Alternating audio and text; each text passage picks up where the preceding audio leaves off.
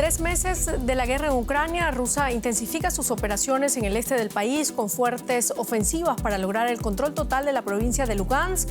Kiev asegura que se trata de la mayor ofensiva en suelo europeo desde la Segunda Guerra Mundial. Con esto comenzamos las noticias aquí en DW. Los saluda Silvia Cabrera en Berlín. Titulares. Se cumplen 90 días de la invasión rusa en Ucrania, un conflicto que no da tregua. Actualmente los combates se concentran en las ciudades de Severodonetsk y Lysychansk, en el noreste de Donbass. Ucrania dice que la ofensiva rusa ha entrado en su fase más activa. En otros temas, en el Foro Económico de Davos, los mandatarios de Colombia, Costa Rica, Perú y República Dominicana hacen un llamado a invertir en el turismo de sus países. Los detalles en la economía. Al menos 14 niños y un maestro fueron asesinados este martes por un adolescente en una escuela primaria de Uvalde, en Texas, Estados Unidos. El atacante, alumno de un instituto de la localidad, también perdió la vida. Actuó solo.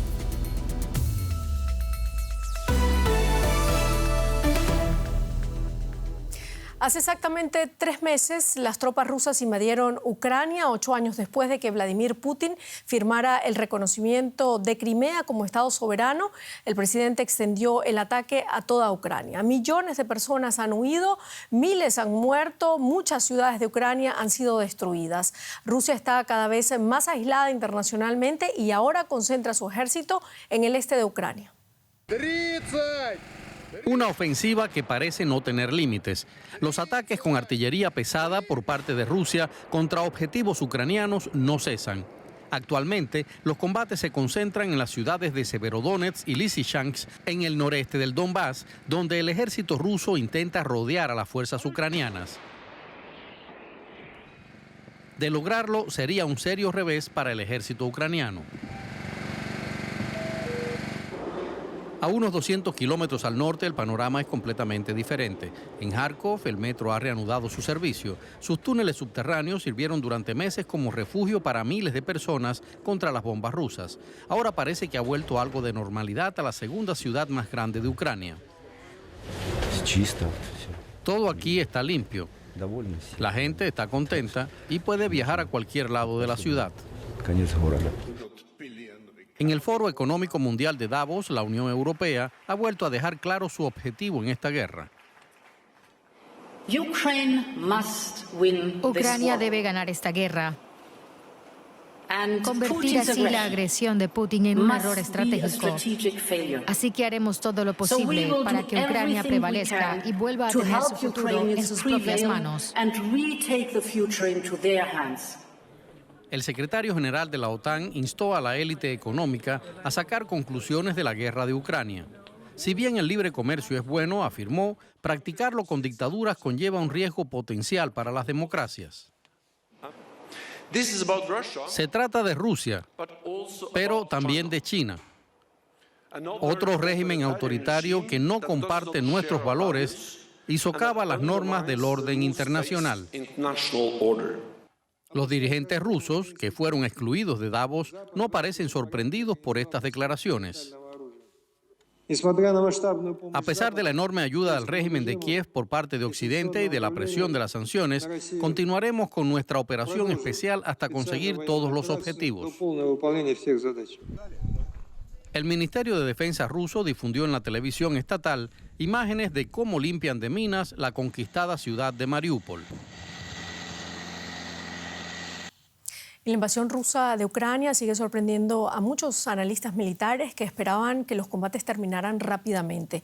En lugar de ello, la guerra lleva ya 3 meses, como dijimos, y ha puesto de manifiesto, entre otras cosas, las inesperadas debilidades de las fuerzas rusas. Además, los objetivos iniciales de la guerra han ido cambiando con el tiempo e incluso se han reducido considerablemente. Se suponía que sería cosa de días. Los tanques rusos entraron en Ucrania desde múltiples direcciones. Desde Bielorrusia, en el norte, las regiones de Ucrania controladas por los separatistas, y desde la propia Rusia en el este, también desde la Crimea ocupada en el sur. Todo para derrocar al gobierno, tomar la capital Kiev y ocupar la mayor cantidad de territorio, lo más rápido posible. Pero la planificación y la logística pronto mostraron sus falencias. El amenazante convoy de 40 kilómetros, integrado por tanques y vehículos con tropas que se dirigía a Kiev, se atascó y sufrió un feroz ataque.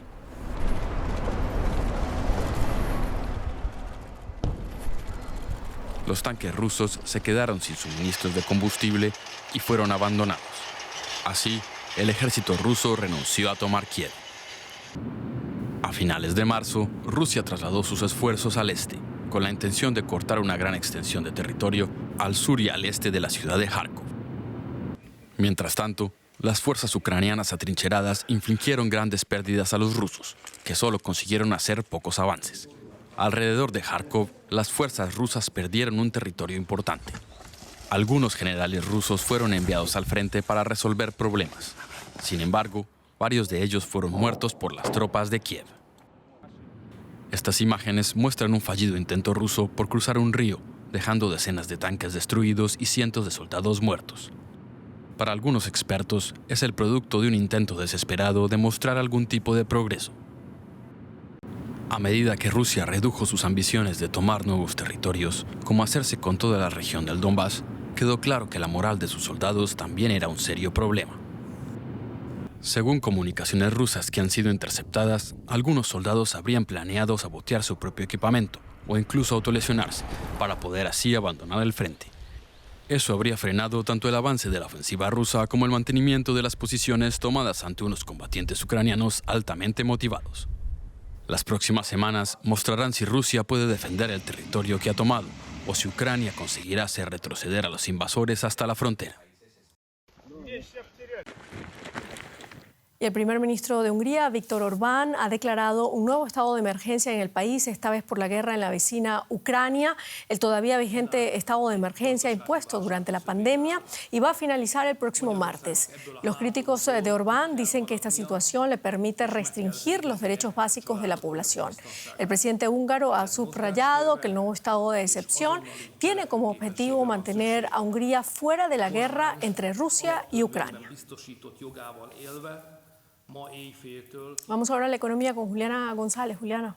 Muchas gracias, Silvia. Y vamos a hablar de Davos, donde también se ha hablado de la guerra, pero también en el día de hoy ha habido espacio para Latinoamérica. Y es que aquí los mandatarios de Costa Rica, Colombia, República Dominicana y la vicepresidenta peruana hicieron una invitación a los líderes empresariales y políticos reunidos en esta ciudad montañosa de Suiza para invertir en sus países, sobre todo en el sector turismo, tras 2 años de efectos devastadores de la pandemia. Los líderes latinoamericanos hicieron énfasis en las garantías jurídicas que ofrecen sus respectivos países a la inversión extranjera. El mandatario colombiano Iván Duque, a punto de terminar su mandato, dijo por su parte que la región necesita más gobiernos pro empresa. Y en Davos, nuestra enviada especial, Carol Guerrero, habló con el recién posesionado presidente de Costa Rica, Rodrigo Chávez, y esto le contó sobre los desafíos ambientales, cibernéticos y fiscales que enfrenta su país. Continuamos en el Foro Económico Mundial y a esta hora quien nos acompaña es el presidente de Costa Rica, el señor Rodrigo Chávez. Presidente, gracias por estar con nosotros aquí en Davos. Gracias a usted y a Deutsche Welle por darme la oportunidad de conversar con su audiencia. Presidente, ¿qué nos puede contar sobre la agenda que ha tenido aquí en el Foro Económico Mundial? Mira, ha sido una agenda muy intensa, dividida en 2 partes. Una, enseñarle a las empresas del mundo que Costa Rica está abierta a los negocios, a la inversión extranjera directa, a la atracción de esa inversión para generar más y mejores trabajos para el pueblo costarricense. ¿A cambio de qué? A cambio de un país que comparte los valores con la mayoría de las empresas grandes del mundo. Democracia, inclusión de todos los grupos sociales, particularmente de las mujeres, un medio ambiente que hemos cuidado y manejado muchísimo en Costa Rica por muchos años, libertad de prensa y seguridad pública. Entonces, eso es lo que andamos buscando, el matrimonio de la marca Costa Rica con las marcas de las empresas transnacionales para que vengan acá. Presidente, recientemente usted anunció medidas para poder frenar el alza de los precios de los combustibles, algo que ha ocurrido en muchas partes del mundo, incluyendo Costa Rica. ¿Cuándo van a comenzar a funcionar estas medidas y qué tanta esperanza tiene usted en ellas? No, mire, yo creo que tenemos que darnos cuenta que el mundo está sufriendo una situación muy particular, extrema, que es una guerra en Europa, que ha hecho que los precios de todos los hidrocarburos suban. Eso afecta a los consumidores, nos afecta a nosotros como importadores netos de combustibles, y entonces lo que estamos haciendo es amortiguando dentro del espacio fiscal que tenemos el golpe al sector productivo de Costa Rica, a los pobres del país que viajan en bus. Las tarifas están subiendo, el gas para cocinar está subiendo, y por lo tanto tuvimos que tomar una acción de política pública, aunque tengo que decir de una manera fiscal muy responsable. Usted recientemente habló de que su país está en guerra contra el terrorismo cibernético. ¿Qué nos puede explicar sobre esto? ¿Nos puede dar un poco más de detalles, por favor? Sí, claro, Costa Rica ha sido atacada por una red de cibercriminales que se denominan Conti, que es un grupo basado en Rusia. Nosotros tenemos indicaciones que hay costarricenses que han participado en ese ataque a nuestra patria y nos han dañado los sistemas de recolección de impuestos, de pagos a los empleados públicos y otros sistemas. Estamos trabajando muy duro y esperamos ya pronto reinstaurar los sistemas a que funcionen. Pero sí, efectivamente es un ataque terrorista. En el mundo moderno, esa es la manera de desestabilizar un Estado. Presidente de Costa Rica, Rodrigo Chávez, muchas gracias por habernos acompañado aquí en Davos en el Foro Económico Mundial. Muchas gracias a ustedes. Y nosotros nos vamos de Davos a Brasil, y es que en este país la inflación se ha disparado y se ubica ya por encima del 12%, de acuerdo con una encuesta Bloomberg. El alza de precios ha sido impulsada especialmente por los costos de los alimentos y del transporte. El aumento vertiginoso de los precios produce angustia en los bolsillos de la población y crea un dolor de cabeza para el mandatario actual, Jair Bolsonaro, que busca su reelección este año. En Brasil aumenta el precio de la gasolina y el gas, un problema que afecta mucho a los taxistas. Mi salario es cada vez más bajo, como la tarifa del taxi sigue siendo la misma. Ahora tengo un 70% menos de ingresos. También se han encarecido muchos productos en los supermercados. Otros mantienen el precio, pero se venden con una reducción de peso. Entre ellos productos de uso cotidiano como el cacao, el arroz, las cerillas o fósforos y los dulces. El economista Ulises Reis lleva semanas observando cada vez más productos con el mismo precio, pero con menos peso. En lugar de subir los precios por la inflación, las empresas reducen la cantidad o el peso del contenido de muchos productos. De repente, el detergente lleva, en lugar de 1 kilo, 800 gramos. En el caso de estas obleas, la reducción de peso llega al 37.5%. Muchos brasileños parecen indignados. La reducción solo aparece en el envase, en letra pequeña. Eso no está bien. Así se lucra la industria en el capitalismo. A los consumidores nos perjudica. De todos modos, ya compramos menos debido a la inflación. Ulises Reis exige medidas para proteger al consumidor. Todos estos productos tendrían que ofrecerse en estantes separados. De lo contrario, casi ningún comprador notará la diferencia de peso. Las personas con bajos ingresos son las que menos lo notan, dice el investigador. Es fácil pasarlo por alto. La reducción figura en letra pequeña, pero normalmente solo nos fijamos en el precio. El investigador también advierte de otras formas de manipular productos en tiempo de inflación. Además de reducir el peso, algunas empresas degradan la calidad de sus productos. El café, por ejemplo, a veces se adultera con residuos vegetales e incluso con piedras trituradas. Pode ter até pedra triturada y otras cosas. Al final, los más perjudicados por la elevada inflación son los clientes. Y en una serie de intentos por controlar el alza de los hidrocarburos y a través de ello la inflación, el presidente Jair Bolsonaro ha destituido al presidente de Petrobras, José Mauro Coelho, tras solo 40 días en el cargo. Y para entender el impacto de este anuncio, nos enlazamos hasta Brasilia con el periodista Marcelo Silva. Marcelo, es un gusto saludarte. Con Coelho ya son 3 líderes de Petrobras destituidos tras las críticas de Bolsonaro por la subida de los precios de los combustibles.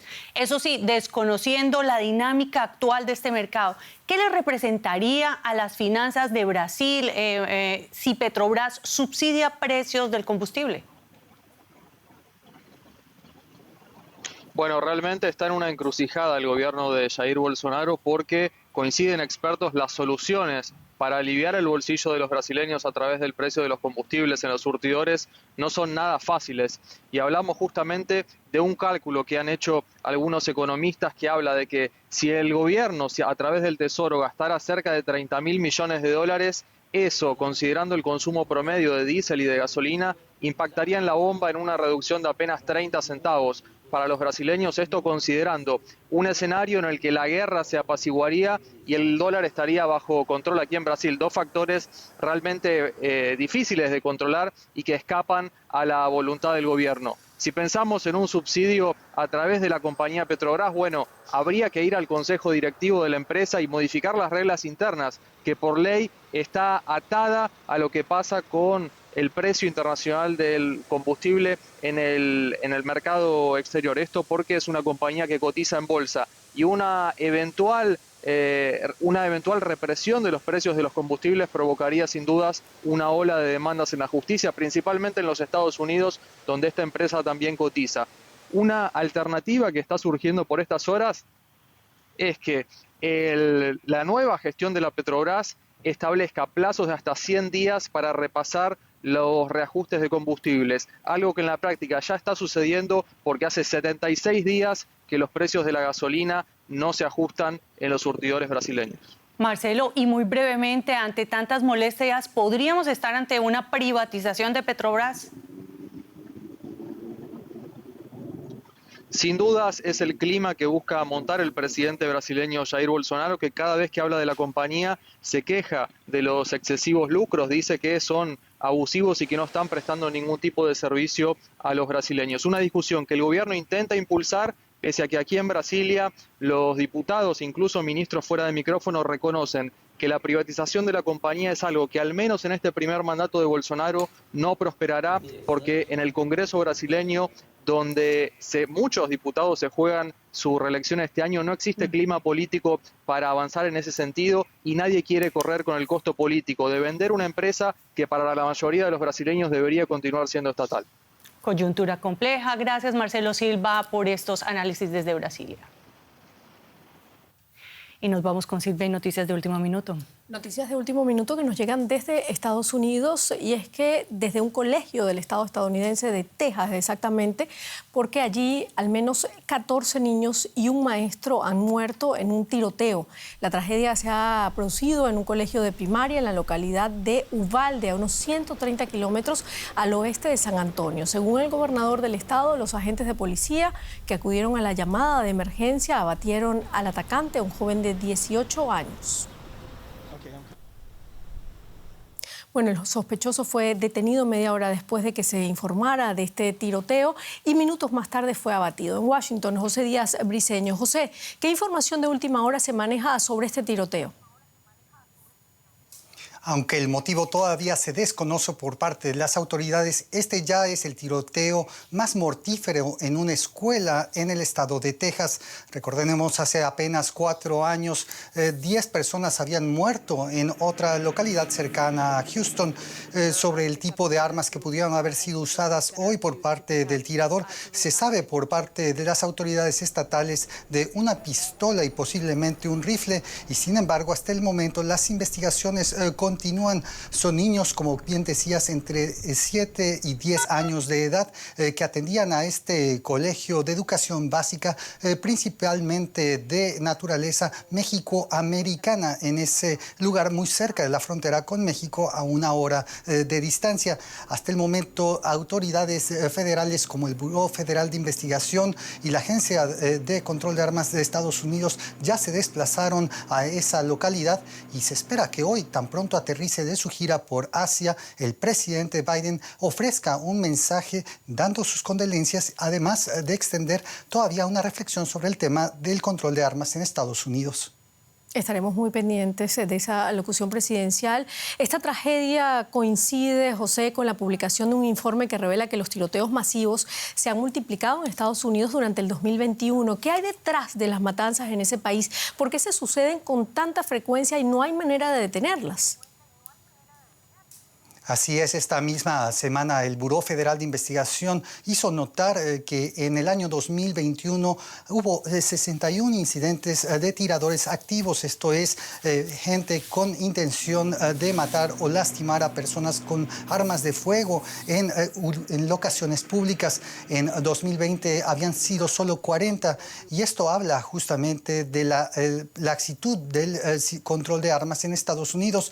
Y recordemos, esta tragedia del día de hoy llega 10 años después de lo que para muchos se pensaba había sido el momento que provocaría un cambio en la actitud sobre las armas en Estados Unidos, cuando en la localidad de Sandy Hook, en Connecticut, murieron 26 personas, 20 niños de educación primaria, y sin embargo eso no cambió.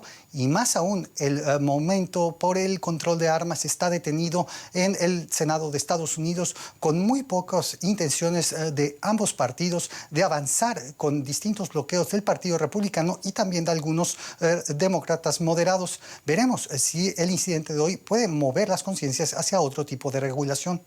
Así es, veremos. Muchísimas gracias, José Díaz Briceño, desde Washington.